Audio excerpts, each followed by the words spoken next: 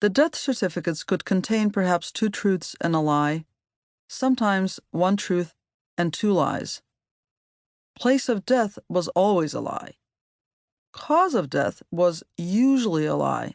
Heart failure, pneumonia, nothing at all, but sometimes the truth.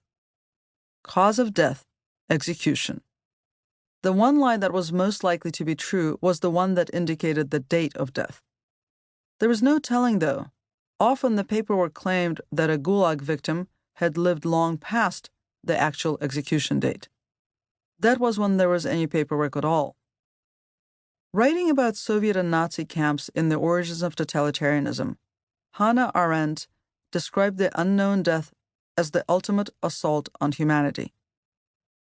The Western world has hitherto, even in its darkest periods, granted the slain enemy the right to be remembered as a self-evident acknowledgement of the fact that we're all men, and only men.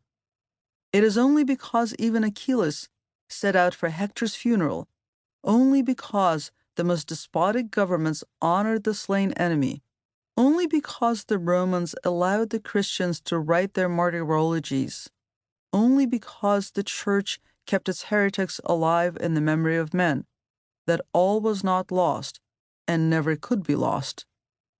The concentration camps, by making death itself anonymous, making it impossible to find out whether a prisoner is dead or alive, robbed death of its meaning as the end of a fulfilled life.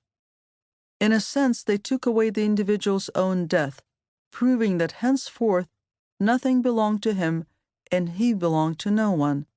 His death merely set a seal on the fact that he had never really existed.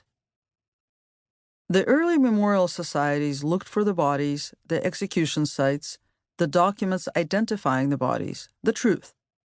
By restoring humanity posthumously, they hoped, perhaps, to restore humanity to the country itself. It seemed self-evident that once the facts were established, some sort of reckoning would have to follow.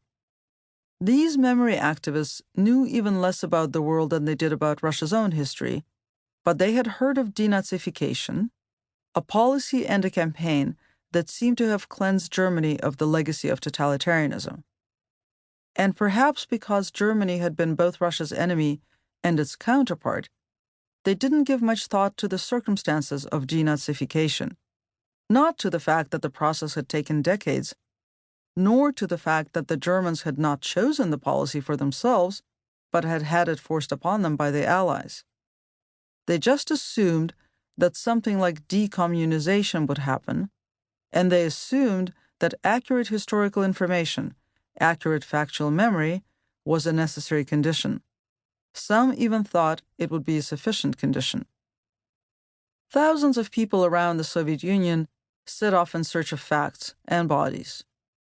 Clues came from local lore, hushed tales of shots heard and cattle cars seen, and from the cryptic documents issued by Soviet authorities to the families of victims. Nikolai Kovac started looking for his parents in 1953, the year Stalin died and Nikolai turned 17.